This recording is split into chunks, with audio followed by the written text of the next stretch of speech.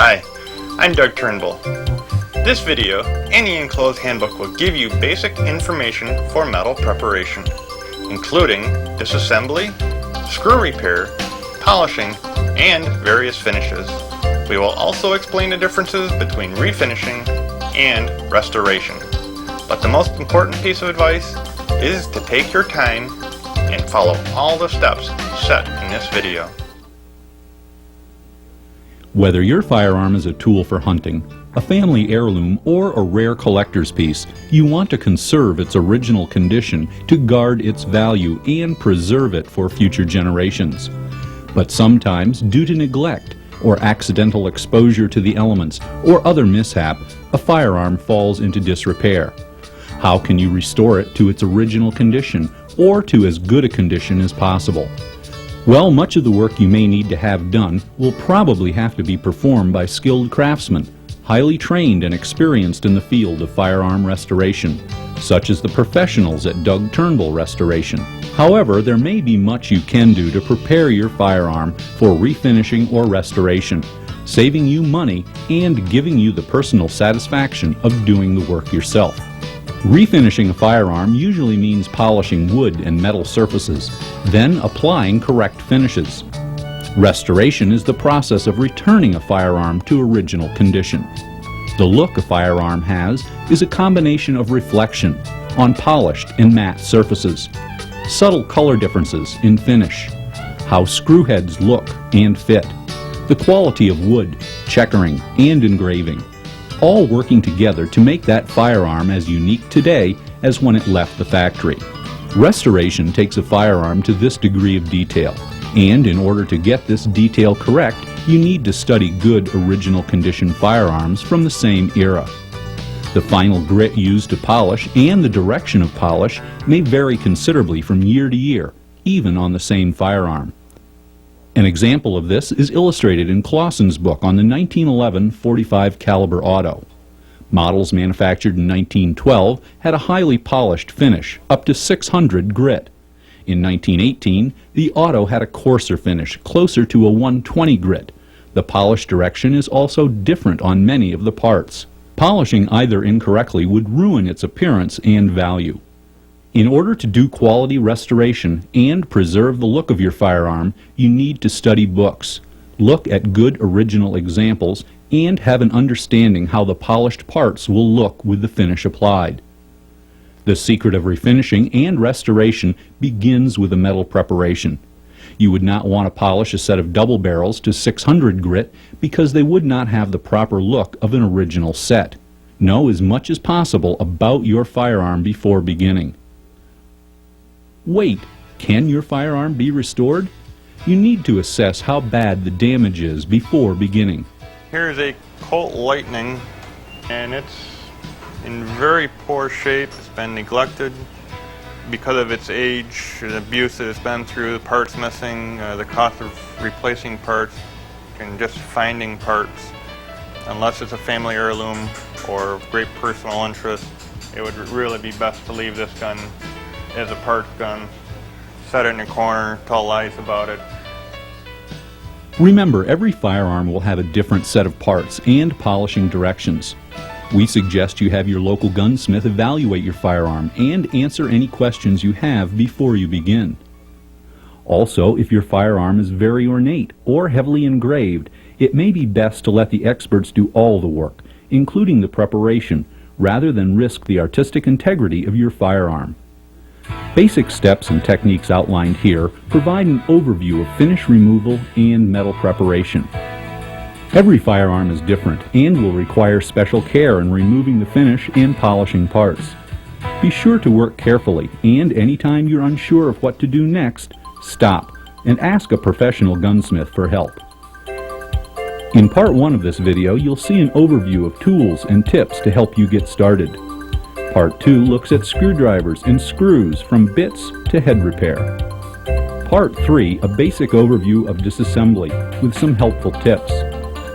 Part 4, polishing, shows polishing basics, tips, and techniques for a variety of barrel and action styles.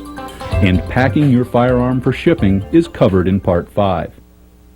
Now that you or an expert has determined that your firearm can be restored, how do you begin? What will you need?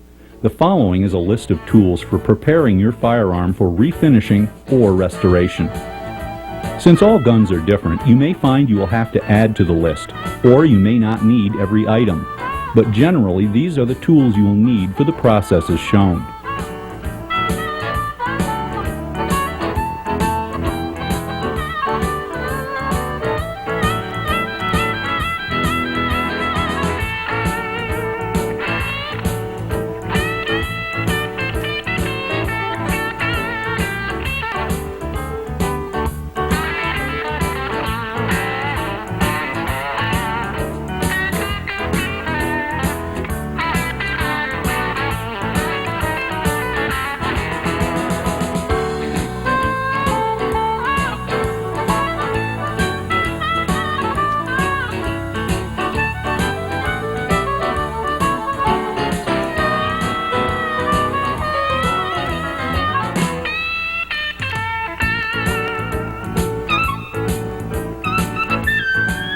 Remember, it's always best to invest the extra dollars it takes to purchase better quality tools in the first place. A good source of these in all tools shown is Brownells. A good quality heavy-duty vise is probably the single most important tool you're going to use. Be sure to use a good padded jaw and to be careful how you place the part in the vise. You want to make sure any open areas aren't going to be crushed. Hold the part firmly, but not too tight. You also want to make sure that your vise is firmly mounted, so it's not going to move around a lot when you're working on your part. You need to be very aware of thin or unsupported areas on the part you're working on. Even applying only moderate pressure in a vise, it's easy to destroy a part. Before you begin working on your firearm, it's important to protect any engraved or stamped areas.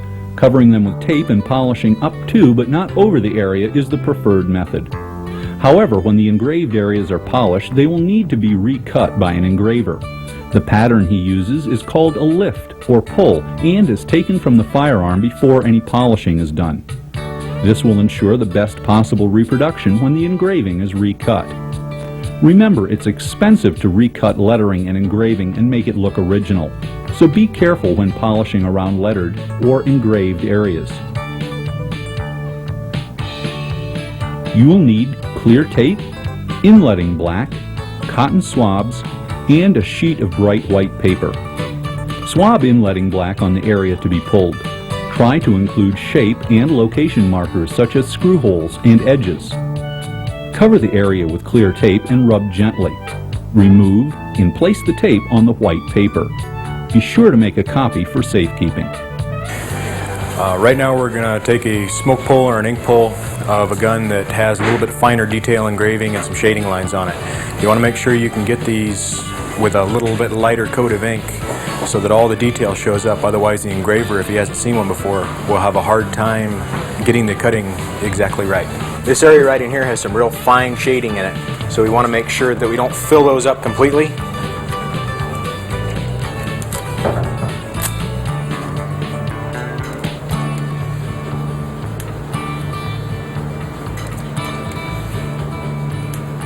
I usually have pretty good luck attaching it a little bit further away than the ink you're going to work on, otherwise it might slide and then you'll get a bad pull out of it. And also I'll use something with a fairly hard backing. That allows you to go over the top of it and get that fine detail without pressing down into the engraving cut. Now right here you can see we have some real fine detail in on this rose. You can see a little bit of the shading in here, the shading on these leaves down in here and on the petals. We want to make sure that we pick all that up. That'll make sure that when the engraver recuts it, he knows exactly what to do to have it match the original.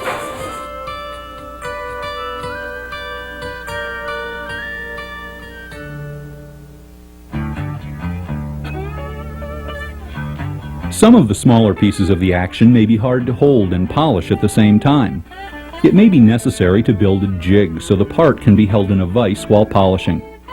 You will need small wooden blocks, Brownells Acraglass gel, cotton swabs, and wax or release agent. Attach the part to the proper size wood block with the appropriate screw. Remove and coat completely with a wax or release agent.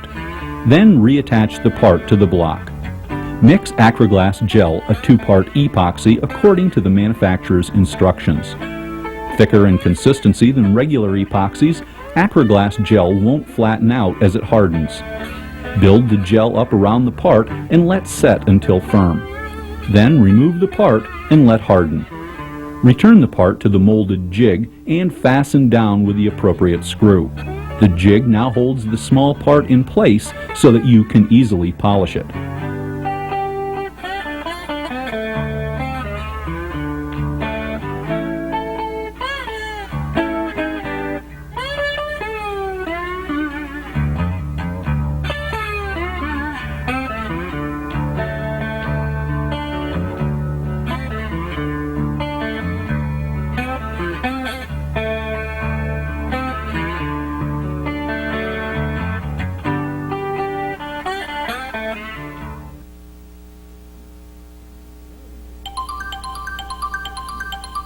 One of the most common and easiest mistakes made when assembling or disassembling a firearm is the damaging of screws.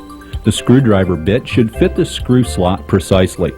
As this illustration shows, a tapered bit that does not fill the slot fully will raise burrs on the screw. When the bit is too thin, as in this example, burrs are torn to the surface at the outer edges of the screw slot. When the bit is wide enough to fit the edges of the slot but does not fill the full length, burring occurs inside the screw slot. This hollow ground bit fills the screw slot correctly and is tapered away from the surface edges, lessening the chance of burring or damage. Remember, the screwdriver bit should fit the slot properly, otherwise the bit could slip and gouge the finish of the firearm. Such a mishap may not only create more work for you or the restorer, it may render an otherwise good firearm impossible to fully restore. Many gun manufacturers use screws uncommon to hardware stores and building outlets. Remember, save those screws and guard against damaging them when working on your firearm.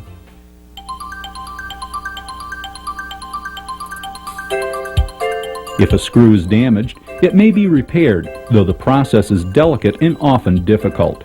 It's best to replace damaged screws through a dealer. However, save the damaged screws in case replacements aren't available. Screw slots and fit have a dramatic effect on the appearance of the completed firearm. Screw slots need to be repaired, heads fit, and overall length checked before the finish is applied. Worn and damaged screw slots can be reshaped and reslotted to look original, using a small hammer, a file, and a slot file to recut the slot. You'll notice when I'm working on these fine threaded screws that I'm using a pin vise. The reason for this is to avoid damaging the screws by clamping them in the jaws of the big vise. These are 3 different examples of the screw. Here you can see the screw that's been damaged by the screwdriver. The head's kind of walled out here where the screwdriver's been twisted out. Here you can see kind of an intermediate process where we've tapped it back down and started the finishing process. And here you can see the finish with the concentric circles after it's been finish polished. What we're going to show you now, if the screws aren't quite bad enough that they need to be welded, you can tap them back down with a smooth hammer. Okay, we've clamped the screw down on the pin vise. The edges here are raised up. I'm going to use a hammer that I've polished smooth. Tap down both sides of the screw head. You want to be careful of the edges. Make sure that you don't mash the edges down too much. And you can go in with your screw slotting file and then just go over the top with the paper a little bit. Right now we're going to use this particular setup to get the correct pattern on top of the screw head. And to do that, we're going to use a piece of sandpaper that's been stapled to the top of a wooden block. In this particular situation, we're using about a 220 grit. You want to clamp that fairly securely in the vise to make sure that this paper can't come loose. What we're going to do now is use a regular hand drill, and we're going to go ahead and chuck up this screw in the chuck here. Don't get it so tight that you crush the threads, but you need it fairly tight. Then we're going to go ahead and line this up on top of this block here, and you want it to be as straight vertical as you can get it.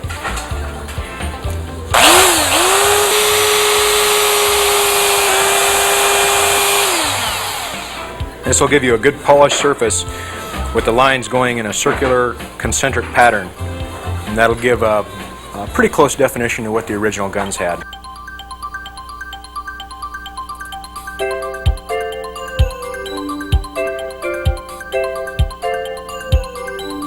Always wear eye protection when disassembling or assembling your firearm. Clean all screw slots. Take lifts of any engraving. Cover all stamped areas. And have safe storage for your parts. Before you start, it's important to have the correct disassembly assembly manual for your firearm, along with any specialized tools needed. The NRA has some real good firearms reassembly disassembly books, and they'll cover most of the guns you're working on. The first thing you need to do before you disassemble a gun is to make sure that it's completely unloaded. When we get to that point, you're also going to want to check the magazine tube to make sure that there's no rounds stuck in there. Remember, always wear eye protection when working on your firearm.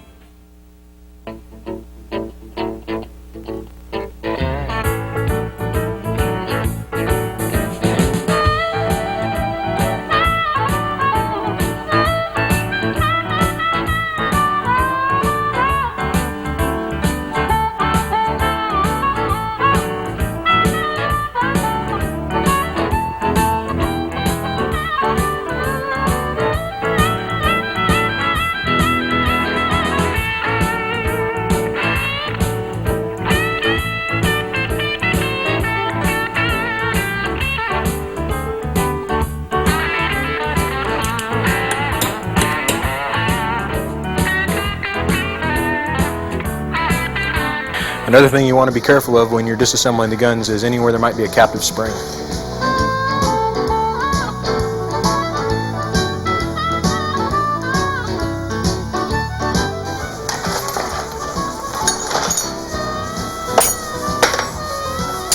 That's real important with shotguns, especially side locks, because you have some pretty powerful springs in there, and in the box locks also the hammer springs.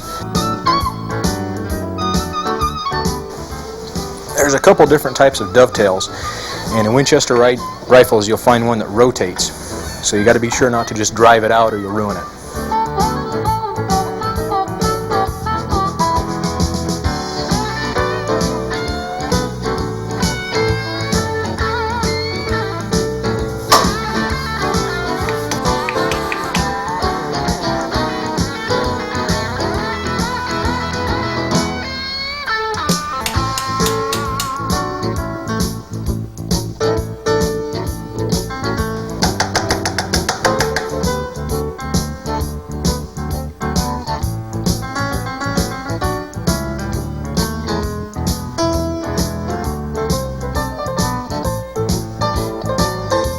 If you don't have experience in removing barrels, the best thing to do would be to take it to one of your local gunsmiths who's competent in working in this type of firearm and have him remove it for you.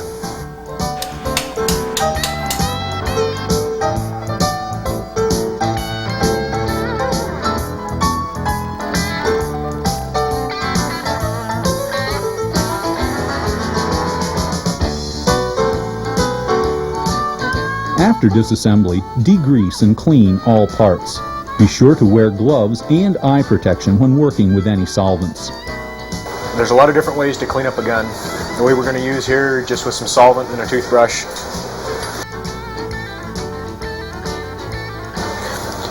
Depending on how badly caked on the dirt is, you may have to soak the parts for a while before you can get all the grease off of them.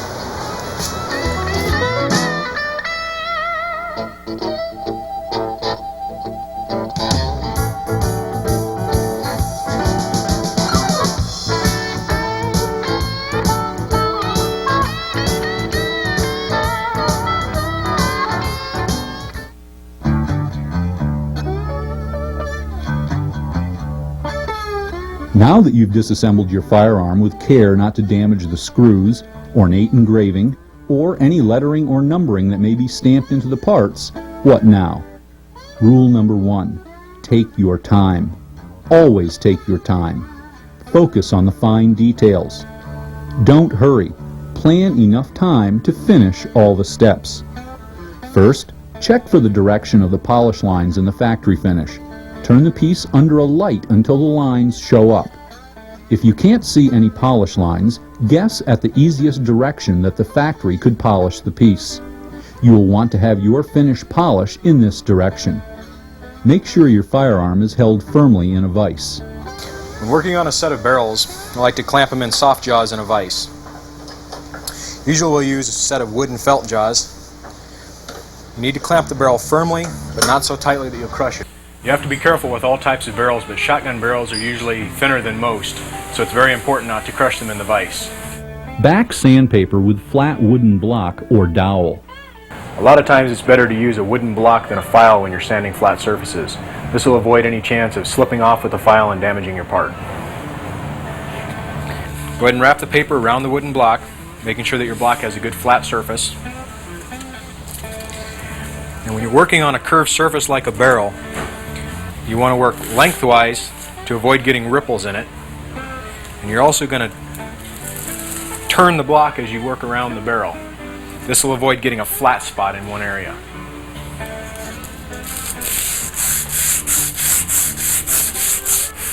The dowel comes in real handy for doing any kind of concave surfaces. Generally I use about a 120 grit to remove the old bluing. When sanding, you also want to be careful of any surfaces like the rib or barrel lugs to avoid rounding them off. Remove the old finish with 120 grit or bluing remover. Right now I'm going to be using Birchwood Casey glue remover. Make sure you're always wearing some kind of rubber gloves or hand protection when you're using any kind of solvent or acid. You need to apply this fairly liberally to the part and then let it set a couple minutes. Now that we've let it set, I'm going to use a damp steel wool and go ahead and scrub this down, and as you can see the bluing will come right off. After the bluing is pretty well removed, you need to rinse it with water and then go ahead and wipe it dry. You want to make sure and get the bluing remover off of all the pieces of the part, otherwise it may continue to etch.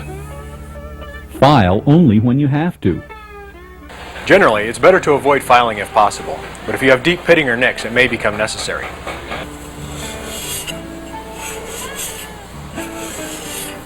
Clean your file after every few strokes with a file card.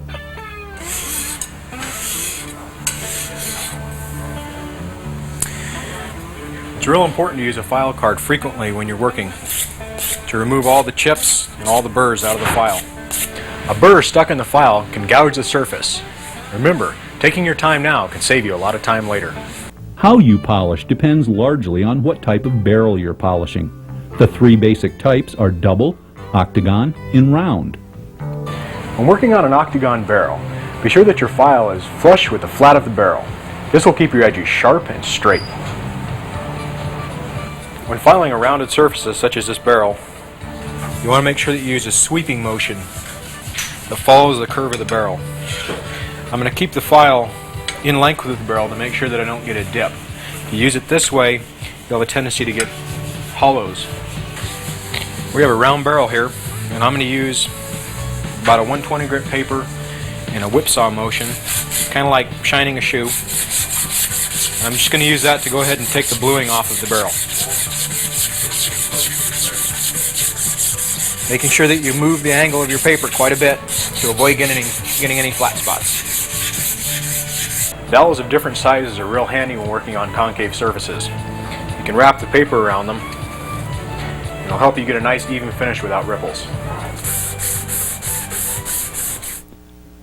Once all the old finish is removed, and all the pits and dings have been sanded or filed out to 120 grit, you're ready to begin initial polishing. Before you begin, know how far you have to polish. Don't go beyond the necessary grit. If you aren't sure, polish a piece of scrap metal until the grit and polish match. Write this down in a notebook with a description of the part, polishing direction, and finish.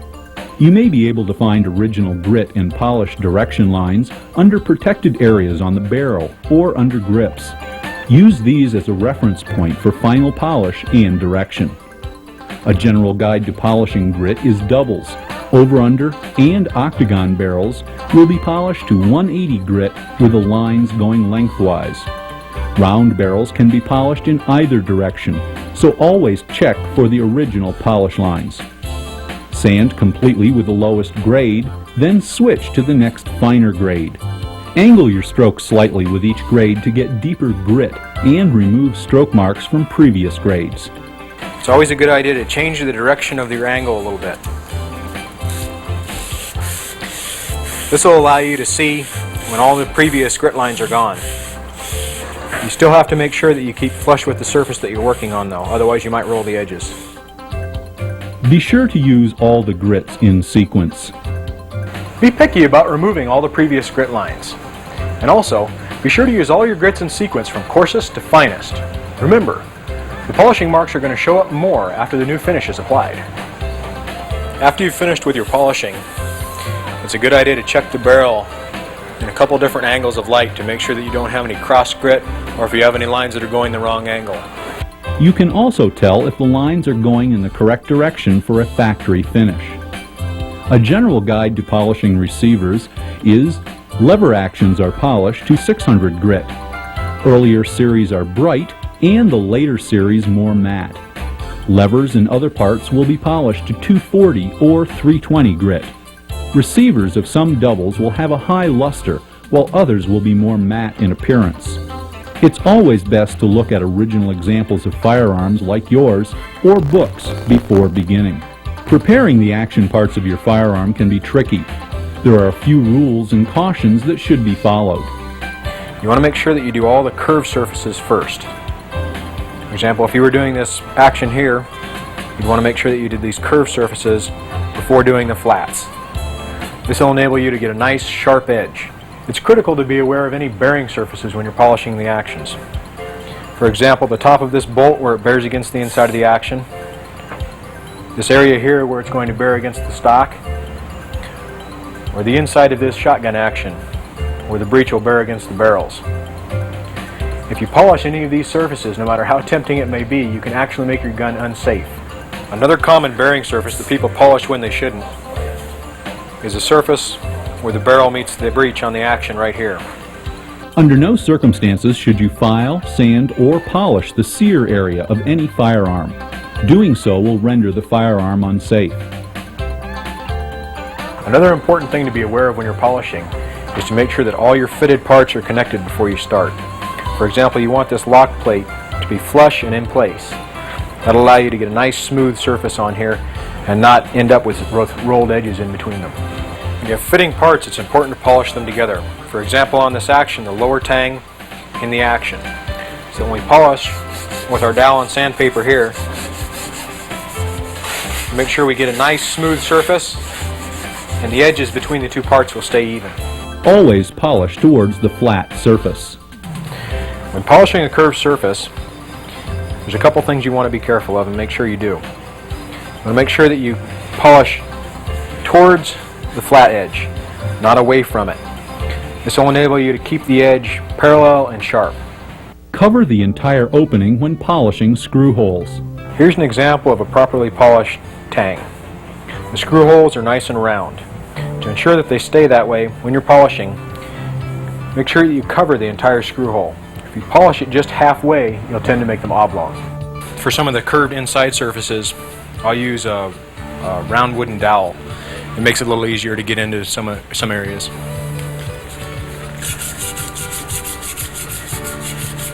Just remember to keep changing the angle. You just take a thin piece of paper, wrap it around, and pretty much the same method you use for like a shoe shine. Polish the flat surfaces last to get clean, sharp edges. Remember, only the final polish needs to go in the factory direction. Once your rounded surfaces are all polished, it's time to do the flats. Doing the flats last will give you nice, clean, sharp edges. To do this, I'm going to use a large wooden block that I've flattened the sides on. 120 grit sandpaper, wrap it around my wooden block, and then start to polish, making sure that I keep this flat on the part. This will prevent any tilted edges. 180. I'm using a different direction. After getting all the 120 lines out with 180, I'm going to put 240 grit on my block and go back in another direction and make sure that I can get all my 180 lines out. You'll continue this process all the way up through the desired finish grit. Here's an example of a well-polished action. The edges are nice and crisp, the round surfaces are round, the flat surfaces are flat, and all the grit lines are going in the correct direction. You finished polishing the pits, dings, dents, and gouges out of the last piece of your firearm. You've checked the surfaces under good lighting and at various angles, and are satisfied with the results. Congratulations, you're ready to apply the final polish.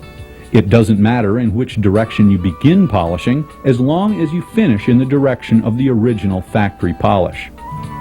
Add semichrome polish to 4/0 steel wool for a bright finishing polish. This is better than dry polishing. It doesn't matter what direction you buff this in, as long as your final polish goes in the same direction of your final grit lines. You can achieve the same effect as buffing with less wear on the part. This will give us a good mirror bright finish without any danger to the screw holes or the edges. Another way to apply the final polish to your firearm is with a wire brushing wheel. Be sure to wear eye protection when operating any motorized tool. Most hardware store wire wheels are too coarse. We suggest you use a 2.5 thousandths wire brushing wheel available from Brownells. For parts you want a matte finish on, apply a light coat of oil to the part before polishing. An oiled wheel polishes to a matte finish. Any errors you've made before this step will become more noticeable now.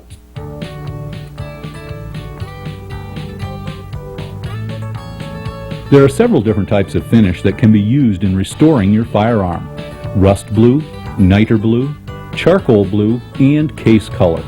How yours is finished depends on what style was originally used at the factory when the firearm was built. As a general rule, we advise against polishing brass parts or brass guns. The reason for this is that the patina, or the color of the brass when it's aged, is extremely important to the value of the gun. And as soon as you start to polish on it, you're going to lose that. Your pieces are now ready for the finish. While most of your hard work is done, there is still one more step. How you ship your parts is as important as how you prepared them for restoration. After all you've done to repair imperfections, you don't want to damage any parts during shipping. Before you begin, make a packing list that includes your name, address, daytime phone, the type of firearm, what you want done, a complete list of all parts enclosed, and the insurance value of the parts sent. Be sure to make a copy for your records and store in a safe place. Wrap the parts securely with plastic wrap or paper towels. Then wrap the small packages into bundles so the parts can't touch or rub against each other during shipping. Be sure to include your packing list. Then use enough filler in the box so that nothing moves when shaken. Secure the box with tape, insure the package for the value of the contents enclosed, and ship by a professional delivery service such as UPS or Federal Express. Ship to Doug Turnbull Restoration, 6426 County Road 30, Post Office Box 471, Bloomfield, New York, 14469. Or call 716-657-6338 if you have any questions.